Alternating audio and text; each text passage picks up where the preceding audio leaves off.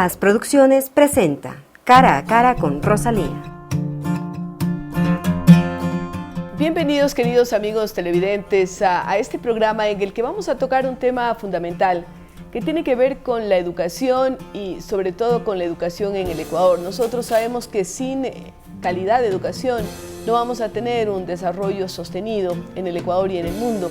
Y por eso hemos invitado en calidad de invitado especial al doctor César Montaño. Él es el rector de la Universidad Andina Simón Bolívar y con él ya tocaremos un momentito el tema relativo a lo que está sucediendo en la Universidad Andina Simón Bolívar.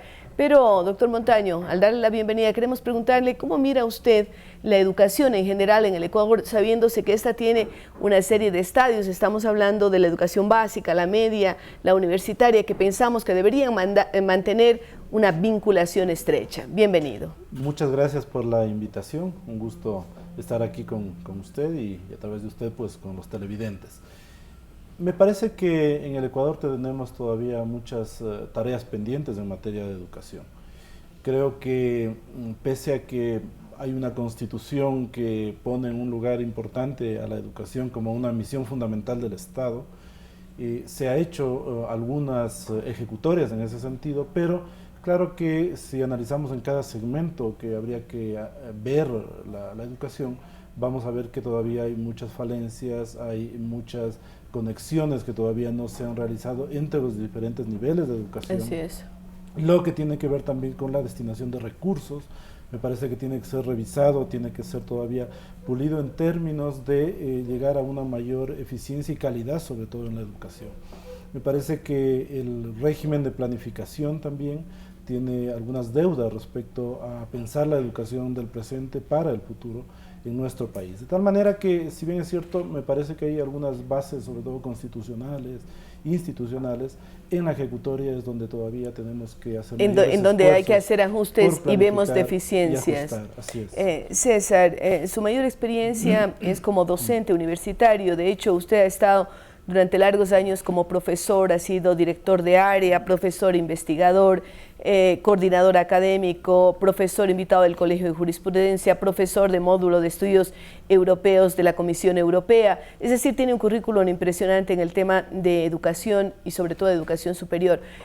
Ya en este aspecto de la educación superior, nosotros sabemos que se han creado una serie de instancias, de organismos, pero hay alguna gente que piensa que esto ha creado más confusión y verdaderamente se ha vulnerado un tema que ha sido capital en el caso ecuatoriano, como es la autonomía universitaria.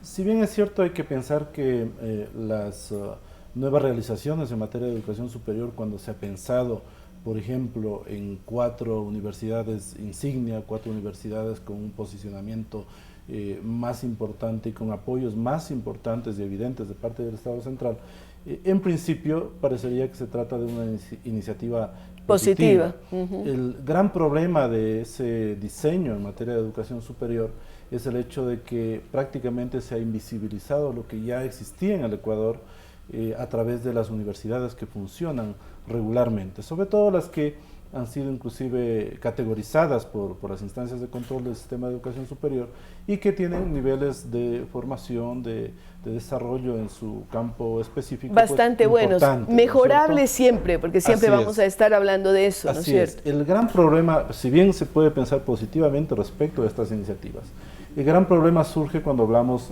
del tema de autonomía universitaria, por el hecho de que las instancias de gobierno de la educación superior son unas instancias que están llevando a la formación universitaria encarrilada en el marco de la visión de un gobierno a través de los instrumentos de planificación, por ejemplo, hacia objetivos desde esa visión de gobierno oficial que ha dejado de lado, digamos, una serie de entradas que se puede tener al enfoque de educación superior que sean más reales con las necesidades de nuestro país. Por ejemplo, el caso de las universidades estas creadas, las 4, donde la más visible podría ser Yachay, por el lugar en donde se le ha puesto desde el sector gubernamental, podemos ver que no responde necesariamente a la realidad nacional. Me enfoco en el hecho de pensar que las universidades, las otras, las tradicionales, las de nuestro país, las del sector público sobre todo, que tienen que procesar de manera crítica, propositiva, los grandes problemas sociales nacionales, han sido dejadas de lado en materia, por ejemplo, de financiamiento, por la serie de controles que existen respecto a sus currículums, al diseño de carreras, al diseño de programas, lo que no ocurre, por ejemplo, con el caso de Yachay, donde se ha destinado recursos realmente importantes para efectos de un proyecto o un modelo de educación superior no acorde a nuestra realidad, porque se está apostando sobre todo en una universidad que va, se supone, a formar a personas y que está enfocada a buscar una serie de elementos como, por ejemplo, contenidos e inventos tecnológicos, patentes, etcétera. Pero no cree que esto podía ser el gran salto. Yo recuerdo, por ejemplo, cuando Rajiv Gandhi,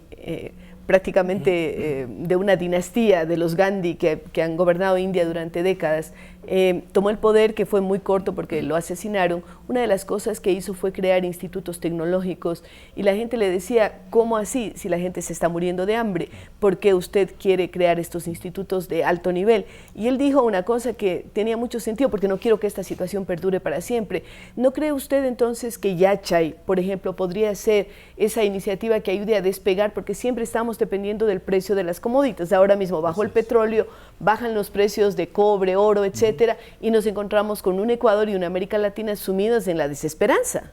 Desde esa perspectiva es justificado tener instituciones de educación superior que busquen avances, por ejemplo, y un desarrollo tecnológico científico. Un desarrollo que permita al país en general posicionarlo mejor en materia de educación superior y en términos incluso de competitividad, relacionando esto con el sistema productivo nacional. El problema es que hay un divorcio entre la concepción de ese proyecto y la realidad nacional, es decir, se gesta un producto, una institución nueva de educación superior, me parece a mí, de espaldas a la realidad nacional, enfocada a la creación de contenidos, de instrumentos, de productos que no van a ser necesariamente tampoco aprovechados ni consumidos a nivel interno, porque la capacidad de nuestro de las propias empresas y productivo nacional no da para ello. Otro tema, se ha dicho mucho que ese modelo, Yachay en este caso, es como hablar de un Silicon Valley ecuatoriano. Bueno, al Silicon Valley se lo fue construyendo sobre todo con aporte del sector privado. Así Entonces, es, uno de los grandes riesgos de la es no tomar en cuenta al sector privado. El hecho de que es la visión de un gobierno, lo cual puede cambiar. Me parece a mí que en los últimos años hemos perdido grandes oportunidades en muchos ámbitos. Por ejemplo, en materia de educación superior, me parece que se debió haber sentado las bases para efectos de construir un sistema de educación superior más cercano a la realidad y a las necesidades nacionales, un sistema de educación superior que privilegie el crecimiento autónomo de las universidades, que privilegie el hecho de que no solamente se puede pensar en investigación cuando se piensa en universidades, sino en las otras tareas fundamentales de la Inclusive se educación impidió en algún momento hacer autogestión, no sé si esto está cambiando, pero la mayor parte de universidades públicas en pregrado sobre todo no podían hacer ninguna autogestión cuando ya había una cierta costumbre de que de acuerdo a sus ingresos, en fin, los jóvenes universitarios podían de alguna forma financiar sus estudios. Así es. Hay un dogal a través de los órganos de control del sistema de educación superior que bloquean iniciativas, que bloquean la posibilidad de que las universidades autónomamente se desarrollen y proyecten, por ejemplo, sus intereses en materia de investigación, en materia de extensión, de propuesta de programas inclusive. Las universidades encuentran una especie de atolladero cuando tienen que realizar trámites ante órganos de educación superior como el CES. Son obstaculizadas. En donde, claro, todo se maneja a través de una matriz de pensamiento y de conocimiento atada a la matriz esta nueva que se supone que debió haberse operado de la matriz energética y productiva nacional. Pero eso no está funcionando, entonces tampoco funciona el empate, no hay un engranaje entre el pensamiento y la construcción de un sistema universitario que responda a ese cambio de matriz en varios ámbitos en el país, porque lo otro también ha fallado. Entonces, me parece a mí que seguir pensando en visiones de gobierno y no en visiones de un Estado que tienen que desarrollarse a través de periodos un poco más largos, además con la participación también del sector privado, no todo dependiendo del sector público, me parece que es seguir mirando muy cortamente la problemática de la educación superior. Ahora, hay un tema que no podemos evadir, César, porque usted es rector de una universidad y hay cuestionamientos del sector público a ese desempeño suyo. ¿Cómo va a desembocar? Porque ya sabemos, yo creo que la mayor parte de ecuatorianos estamos enterados un poco de los entretelones, de que había un candidato gubernamental, que en fin las instancias, empezando desde los propios estudiantes y maestros de la Andina, se volcaron y dijeron pues definitivamente el rector es este a quien hemos elegido. Pero ¿cómo mira usted el futuro? ¿Qué desenlace va a tener esta situación que es incómoda para la universidad? Inclusive ha habido amenazas de estrangularla económicamente y eso podría perjudicar a cientos, a miles de estudiantes. Bueno, para empezar por lo último, y gracias por tocar ese tema que realmente es sensible y que implica a la final un golpe muy fuerte a la autonomía universitaria en nuestro país. Es un episodio lastimoso respecto a la Universidad Andina y al sistema en general. Me parece que nuestra pretensión como comunidad universitaria que decidió el futuro de la institución y que eligió un rector, es el hecho de que se reconozca esto que ha sido absolutamente legítimo, transparente, legal, donde en una justa absolutamente transparente hemos ganado 9-1 al candidato del gobierno. Esto fue ratificado por el máximo órgano de la universidad.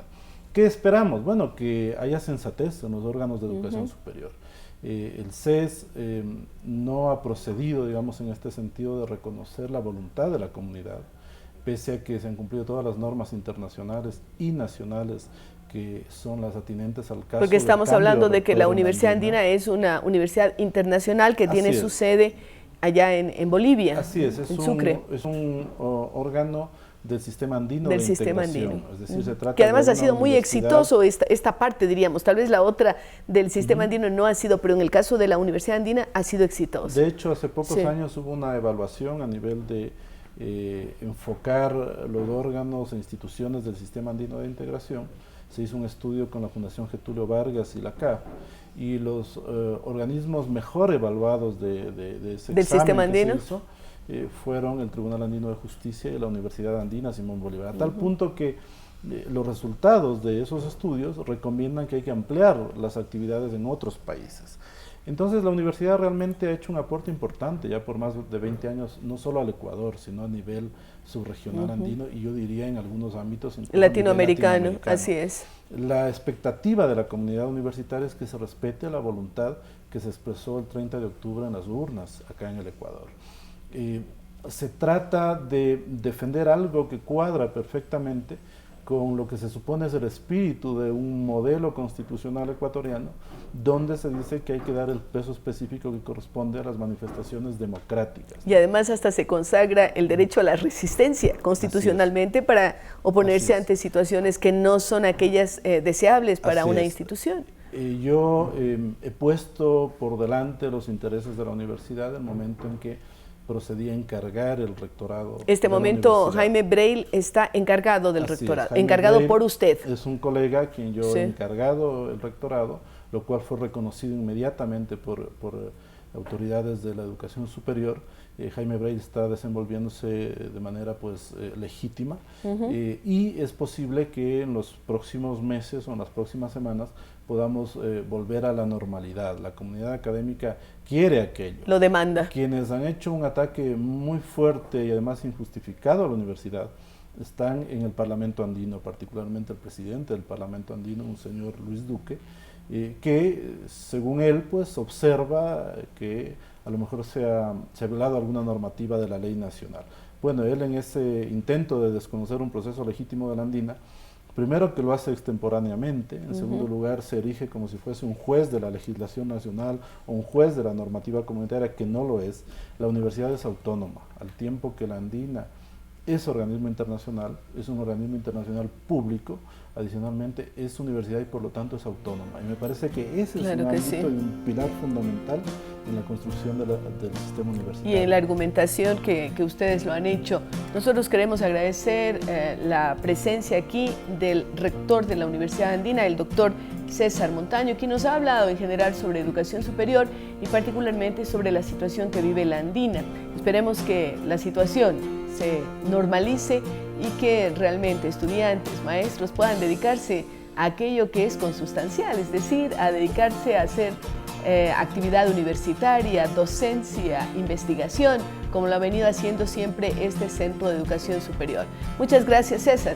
Y con ustedes, queridos amigos, estamos luego de una pausa.